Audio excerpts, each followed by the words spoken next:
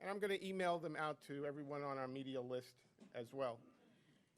You will see that in the detention letter, which is the organized crime case, the rigged poker game case, there are pictures in that filing.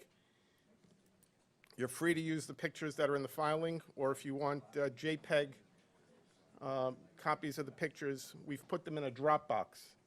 So if you want the JPEG versions of those pictures, send me an email, and I'll send you an invitation to the Dropbox, so you'll have access. You can then download those pictures, okay? And as to probably two of the defendants here that are getting the most media interest, Chauncey Billups and Terry Rozier, they're going to appear in federal courts in the districts where they were arrested. Terry Rozier will be appearing in federal court in Orlando, Florida, sometime this afternoon. I can't tell you precisely, but sometime around 1 or 2 o'clock. Chauncey Billups in federal court in Portland. I don't know approximately what time that would be. They will both be arraigned on their indictments. They're in separate indictments, but they'll be arraigned on their indictments here in Brooklyn at a future date. The defendants that were arrested here in our area will be arraigned across the street sometime this afternoon. I believe there's about 31 people in custody, and others will be, there will be some who will self-surrender. So that's where things stand right now, okay? So I'm going to go get the speakers, and we'll start in a couple of minutes, okay? Anybody have any questions? Your email address? It's John, John, Marzulli, Marzulli, at usdoj.gov. Thank you. Okay, see you in a couple of minutes. Can you spell your last name again?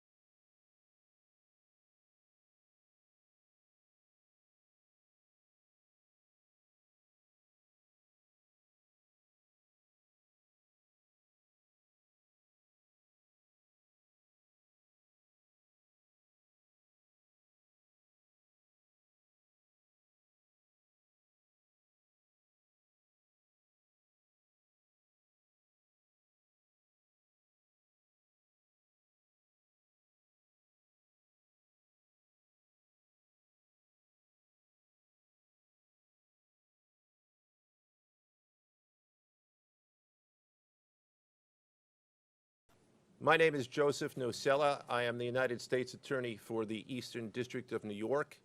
I'd like to welcome you here today.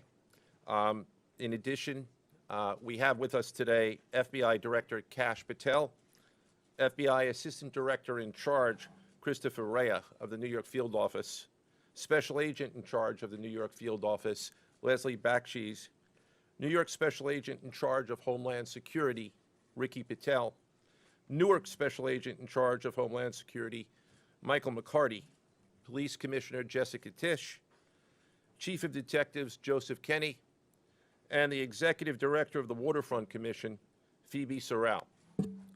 I'm now going to turn the podium over to FBI Director Kash Patel.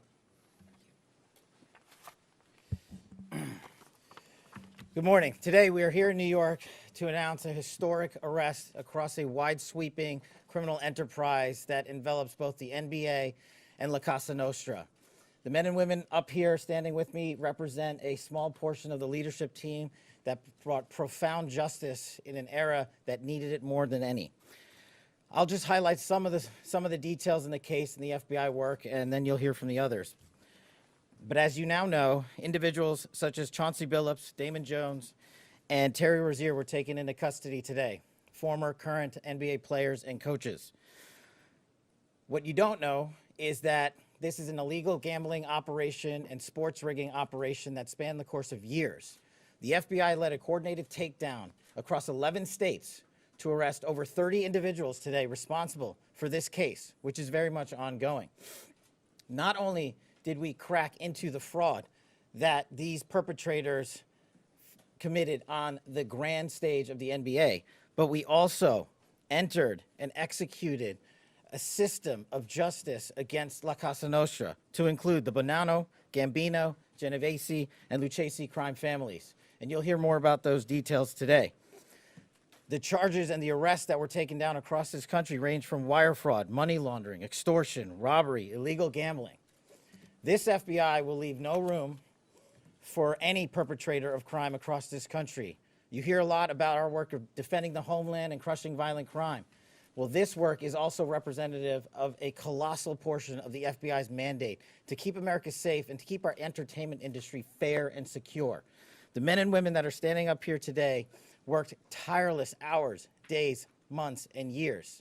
And the fraud is mind-boggling. It's not hundreds of dollars. It's not thousands of dollars. It's not tens of thousands of dollars. It's not even millions of dollars. We're talking about tens of millions of dollars in fraud and theft and robbery across a multi-year investigation. And we could not have done it without our interagency partners that are before us today. The NYPD, HSI, and teams of law enforcement officials from around the country made this day possible. It takes a team to bring this kind of justice, sweeping justice, into the halls of the United States courtrooms, where our brave United States Attorney has led this prosecution.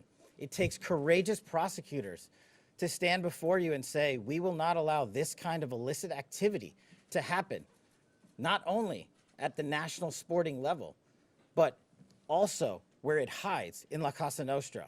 And when these two collided together, they perpetrated a fraud that is historic in terms of not just money, but the scheme and the deceit that they utilize to steal and swindle people from money, to include crypto fraud. This is an operation that showcases to you that under President Trump's administration, there is no room for any type of criminal behavior, be it on the world's largest stage or in the back rooms of tiny parlors where card games are being played.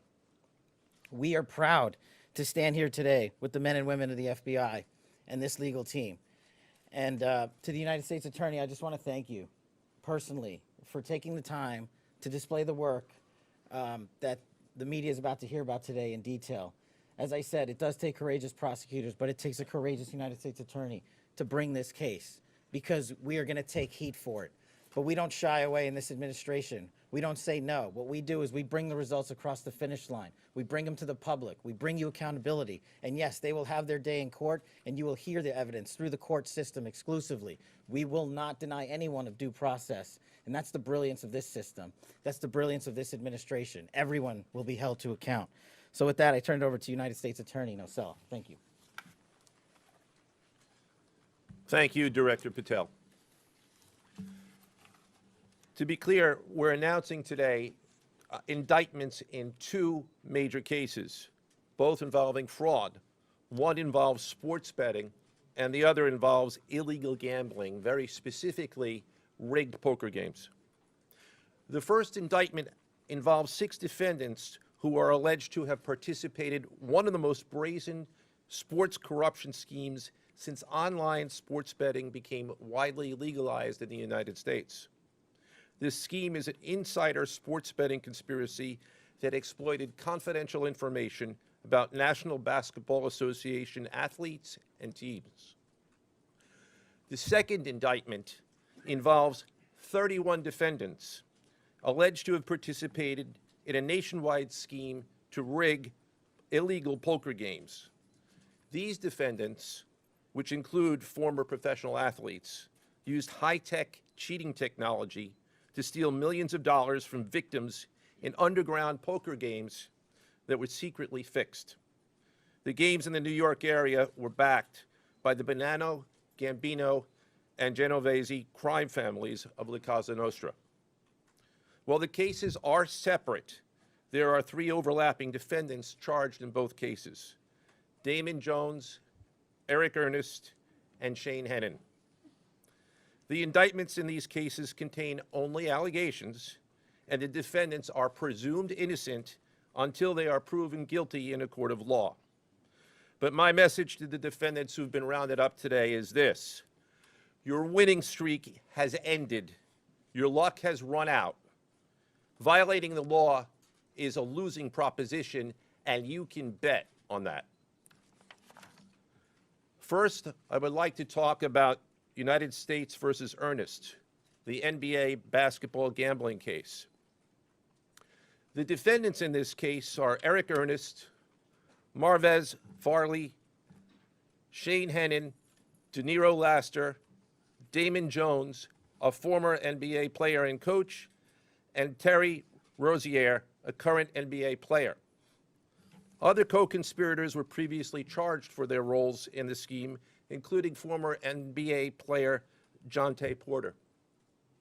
Between December 2022 and March 2024, these defendants perpetrated a scheme to defraud by betting on inside, non-public information about NBA athletes and teams. The non-public information included when specific players would be sitting out future games, or when they would pull themselves out early for purported injuries or illnesses. They relied on corrupt individuals, including Jones and Rozier. They also misused information obtained through long-standing friendships that they had with NBA players and coaches. And in at least one instance, they got their information by threatening a current player, Porter, because of his pre-existing gambling debts. Defendants used this non-public information to place hundreds of thousands of dollars in fraudulent bets, mostly in the form of prop bets on individual player performance. The bets were placed through online sports books and also in person at casinos. The defendants relied on a network of straw bettors to place the maximum amount of bets to increase their potential profits.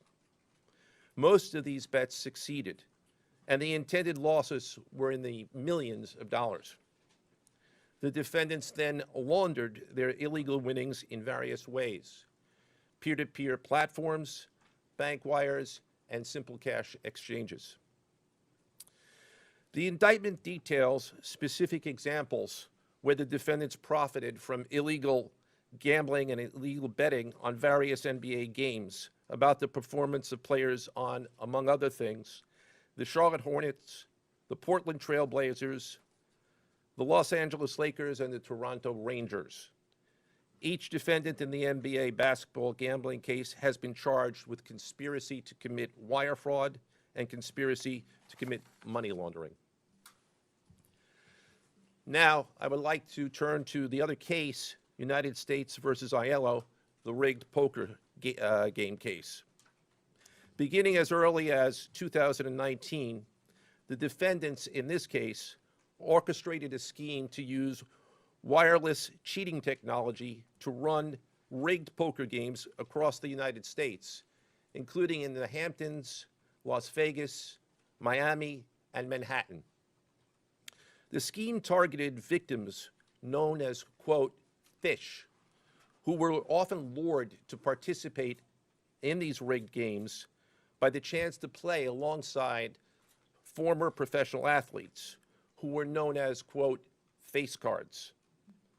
The so-called face cards included the defendant Chauncey Billups, who at the time of the scheme was a former NBA player and is currently the head coach of the Portland Trail Blazers, and also Damon Jones, a former NBA player and coach.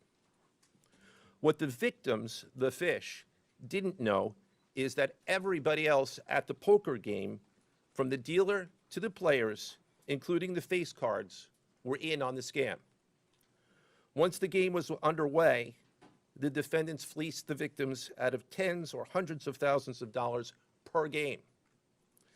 The defendants used a variety of very sophisticated cheating technologies, some of which were provided by other defendants in exchange for a share of the profits from the scheme.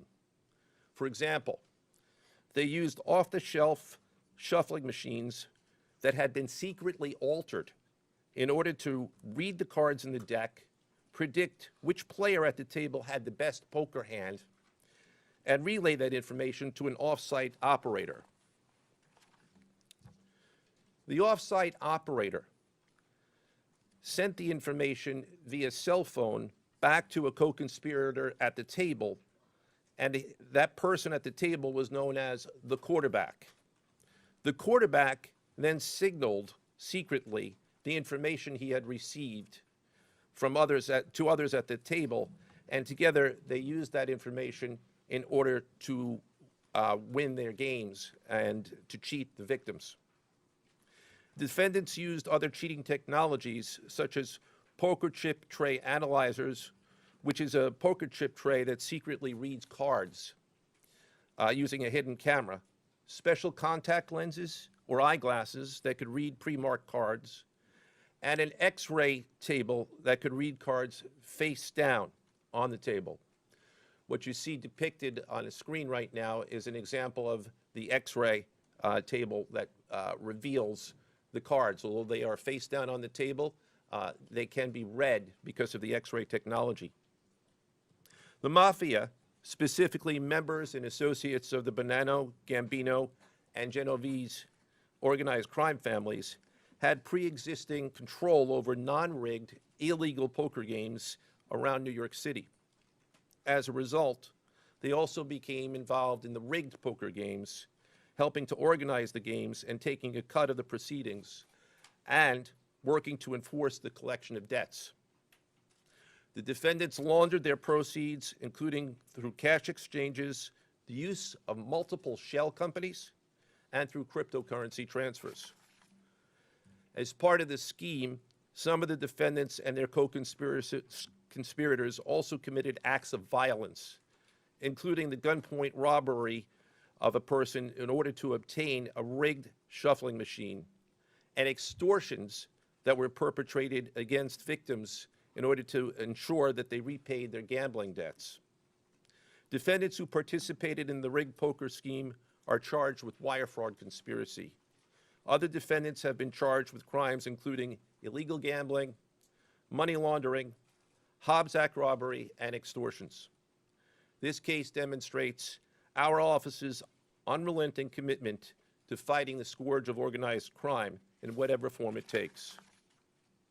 I'd like to conclude my remarks by thanking the incredible hard work of our law enforcement partners, including the FBI, Homeland Security, the NYPD, and the Waterfront Commission. I also want to thank the dedicated prosecutors who built these two cases and who are standing to my right. Benjamin Weintraub, David Bourbon, Caitlin Farrell, Michael Gibaldi, Irisa Chen, and Sean Sherman. They had the assistance of paralegal specialists Liam McNett, John Schneider, Marlene Bosler. Also deserving of our thanks because of their outstanding investigative work on the NBA case are FBI Special Agents Russell Lantier, Dominic Mariani, Amy Giaroso, Shane Wilkins, and Supervisory Special Agent Luke Hardison. On the rigged poker game scheme, outstanding work was performed by FBI Special Agents Thomas Cribbin, Jeff Boriola, Jonathan Corona, Alexander Silverman, Amy Campanaro, and Supervisory Special Agent Michael Malahy, as well as NYPD Task Officer James McCullough, and from Homeland Security, Supervisory Special Agent Charles Freund, and from the Waterfront Commission, Detective Paul Shimborski. Finally, I want to note that the investigations in both cases are ongoing, and we encourage anyone with information about either scheme to please contact the FBI. Now I would like to turn the podium over to Special Agent in charge of the New York Field Office, I should say the Assistant Director in charge of the New York Field Office of the FBI, Christopher Rea. Chris?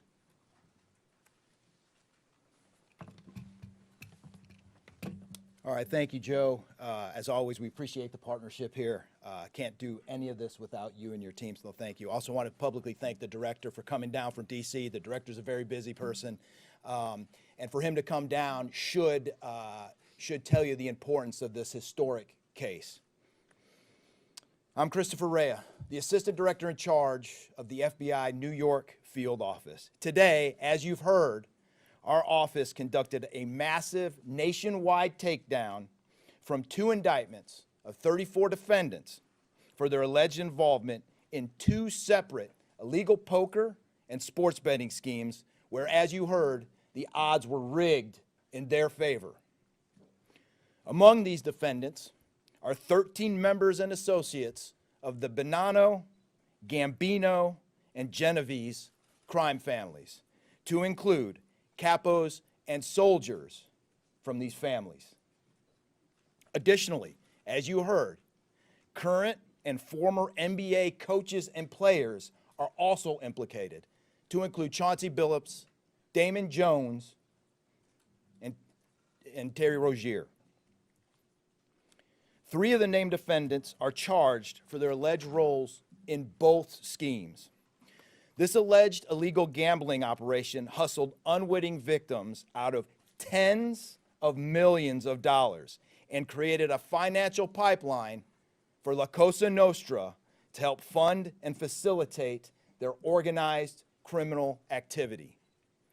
Victims were attracted to play alongside well-known professional athletes and coaches like Chauncey Billups, only to be unknowingly deceived through rigged shuffling machines, fixing the odds in their favor, as alleged and as you just heard from the U.S. Attorney's Office. This alleged scheme wreaked havoc across the nation, exploiting the notoriety of some and the wallets of many to fund the Italian crime families here in New York. Let me be clear about this fact. The FBI has not and will never take their eye off the ball when it comes to Italian organized crime in this city, specifically the LCN and the 5 families here in New York. We are not going to permit any criminal enterprise, whether it be Italian organized crime, Asian organized crime, Eurasian organized crime. We are not going to permit any of those organized crimes, families, and organizations to operate in our city or our country, as evidenced by the 11 states that were also participating in this operation today. The FBI office here in New York remains committed to eradicating all unlawful revenue streams fueling this criminal activity. As with most cases we've worked, this is only the tip of the iceberg for the FBI and the U.S. Attorney's Office. Our LCN squad agents and analysts are continuing to work day and night with the Eastern District of New York to ensure members and associates of the 5 families cannot continue to wreak havoc in our communities. Today would not have been possible without the tireless efforts and dedication of the FBI New York Eurasian Organized Crime Task Force, which, as you heard, was led by Supervisory Special Agent Luke Hardison, and the Italian Organized Task Force, which was led by Supervisory Special Agent Mike Malahy. And coincidentally, Supervisory Special Agent Malahy is going out on a positive as he is retiring at the end of this month for 30 years of dedicated service to the FBI, and that deserves a hand. He's what we call a legend here at FBI New York. Additionally, obviously, we cannot do this alone without our partners. I want to extend my appreciation to Homeland Security Investigations Special Agent in Charge, Ricky Patel. Of course, we do nothing in this city without the NYPD. New York City Police Department Commissioner Jesse Tisch, thank you, ma'am, for all your work and all your resources that you dedicated to this. And New York Waterfront Commissioner Phoebe Soriel for their agency's assistance and support throughout this lengthy and complex investigation. Our collective efforts ensured these subjects will face accountability, like the director said, for their alleged wrongdoings. Thank you, and I'll now turn it over to Special Agent in Charge of HSI, Ricky Patel.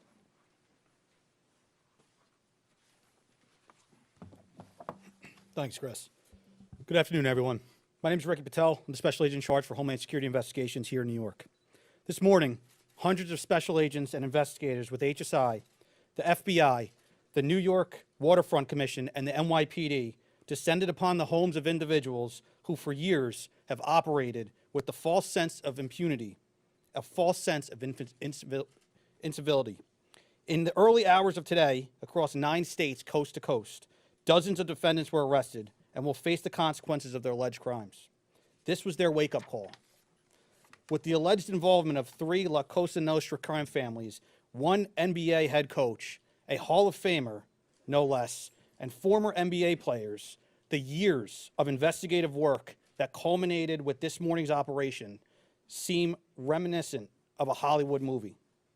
But this wasn't luck, and this wasn't theatrics. This was an evidence-driven, relentless, and unified effort among law enforcement. Through what we have dubbed Operation Royal Flush, HSI New York, along with our task force personnel from the Waterfront Commission, first uncovered this scheme more than 4 years ago. Agents and investigators dedicated countless hours and sleepless nights in identifying the criminal network, dissecting communications and patterns, and following the money with precision. We built a case, piece by piece, and what we discovered was a sprawling criminal enterprise that utilized cutting-edge technology and various methods of deception to dupe unsuspecting gamblers into paying up so that these defendants could cash out. As alleged, this sophisticated conspiracy cheated victims out of at least $7 million and placed the public and the defendants alike at risk. This case involved global reach, financial depth, and the patience to dismantle complex financial criminal enterprises from the inside out. When criminal organizations attempt to launder profits through our country, HSI connects the dots and shuts it down. To anyone who thinks intimidation, fraud, or violence will shield their profits, understand this. If you are exploiting our communities, expect HSI and all of our law enforcement partners at your door. I would like to thank all our partners here today. Obviously, the United States Attorney's Office for the Eastern District of New York, the Waterfront Commission, the FBI, the NYPD, and the prosecutors that will carry this forward. Today's arrests are not an endpoint. They are the start of accountability. Thank you, and I now turn it over to Police Commissioner Jessica Tisch.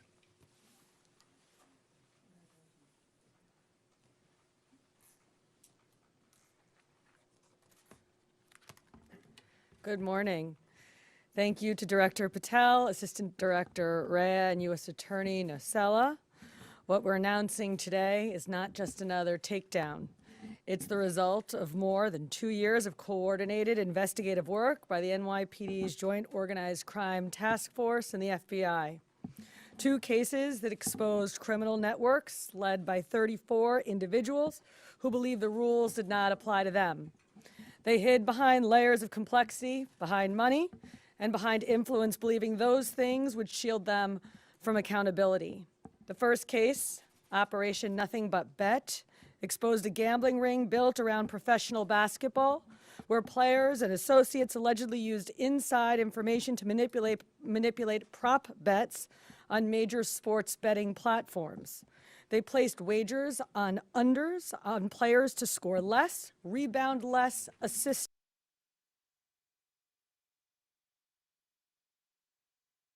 less, using information that was not yet public. In some instances, players altered their performance or took themselves out of games to make sure that those bets paid out. One example occurred on March 23, 2023, in Charlotte. Terry Rozier, an NBA player now with the Miami Heat, but at the time playing for the Hornets, allegedly let others close to him know that he planned to leave the game early with a supposed injury. Using that information, members of the group placed more than $200,000 in wagers on his under statistics. Rozier exited the game after just 9 minutes, and those bets paid out, generating tens of thousands of dollars in profit. The proceeds were later delivered to his home, where the group counted their cash. As the NBA season tips off, his career is already benched, not for injury, but for integrity. As a result of this investigation, 6 defendants, including Rozier, are now facing conspiracy to commit bank and wire fraud. In a second case, Operation Zen Diagram, investigators uncovered a long-running scheme in which members and associates of several well-known organized crime families rigged high-stakes poker games across the country. These operatives included capos and multiple soldiers from the Bonanno, Gambino, Lucchese, and Genovese crime families, bringing 4 of the 5 families together in a single indictment is extraordinarily rare. It reflects how deep and how far this investigation reached and the skill and the persistence it took to get here. That work uncovered a deliberate, technologically sophisticated operation designed to carry out their crimes. They used custom shuffling machines that could read the order of cards, barcoded decks, and hidden cameras built into tables and light fixtures. The organizers also enlisted well-known public figures, former and current NBA players and coaches, including Chauncey Billups, the head coach of the Portland Trail Blazers, an NBA champion, and a Hall of Famer, to make the games appear legitimate. Victims believed that they were sitting at a fair table. Instead, they were cheated out of millions. One victim in particular lost $1.8 million. In total, losses exceeded $7 million and continue to climb. And when people refused to pay, these defendants did what organized crime has always done. They used threats, they used intimidation, and they used violence. It's the same pattern that we have seen for decades: traditional mob enforcement methods combined with new technology to expand the reach of their operations. Now, with the unsealing of today's indictment, 34 individuals are facing charges including robbery, extortion, money laundering, wire fraud, bank fraud, and illegal gambling. I want to commend the outstanding work of our detectives from the Joint Organized Crime Task Force and their dedication to these cases, especially Captain Ruben Pagan, Sergeant Chris McGuire, Detective Alexander Creamer, Detective James McCullough, and of course, our Chief of Detectives, Chief Kenny. As part of these investigations, our members recovered and reviewed thousands of hours of video, conducted extensive surveillance on illegal gambling locations across the city, and executed more than 24 search warrants on electronic records that revealed the true extent of this conspiracy. Once again, the work of our detectives, together with the FBI and the U.S. Attorney's Office, closed those gaps before they could widen further. The NYPD is proud to stand with each of you today, as these cases represent the kind of partnership that defines modern law enforcement agencies, sharing intelligence, coordinating resources, and moving as one team. Thank you.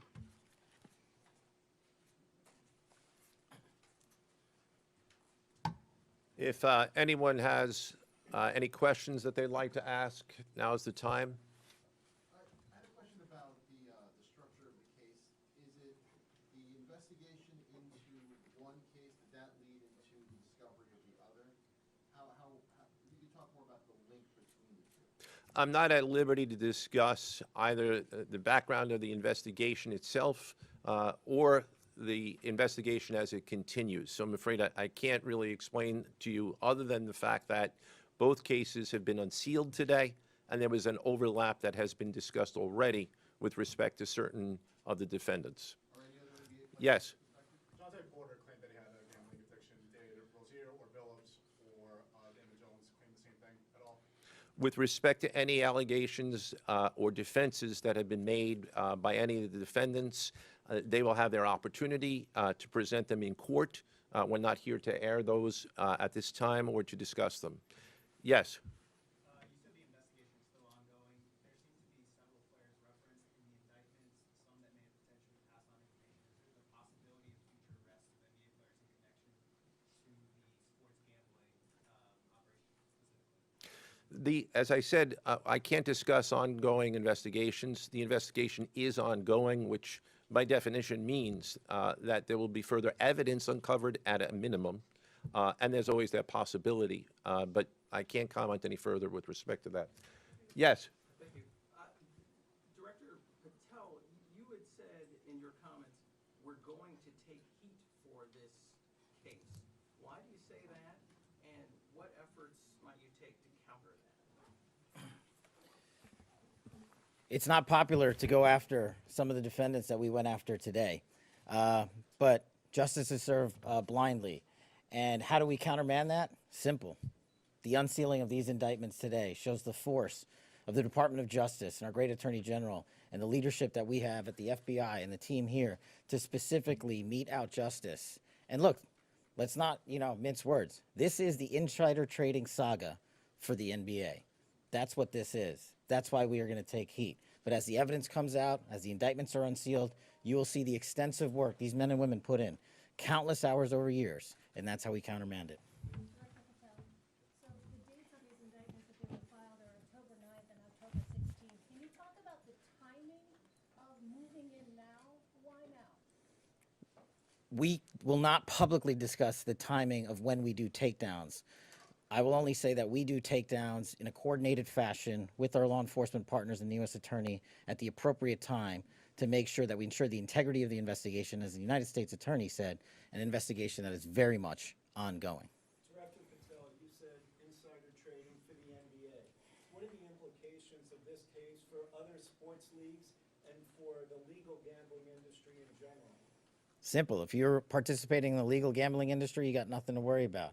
If you're participating in illegal conduct, you got everything to worry about, and this case shows it. Did the illegal conduct cross with the legal sports betting platforms in any capacity? And if so, is that the search warrants that the police commissioner just referenced? I'm not sure I quite understand your question. You're asking if the illegal conduct, If it crossed with, like, the sports betting industry or the online sports betting? the sports books themselves are victims in this case. They themselves did not, as far as our investigation has concluded, they did not perpetrate anything unlawful. Are you able to say which sports books or online outlets they use to make these bets? I'm not going to respond to that at this time, but that information will be made public. Yes. Can you identify the access point where these co-conspirators were able to recruit these, famous people to partake in the schemes?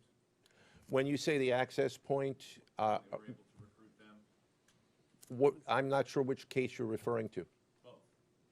Well, Rozier, how he was recruited, Damon Jones in the NBA scandal, and then Billups for the poker game. we're not at liberty to say that at this time. That will be revealed in due course. Yes. He was being What is your question, sir? Hey, thanks for being here. You just said that the sports books themselves are the victims, at least in the indictment involving Terry Rozier and others. They're among the victims. Okay, but those companies make, as we all know, they make a crazy amount of money off of a lot of everyday Americans make bets and mostly lose them.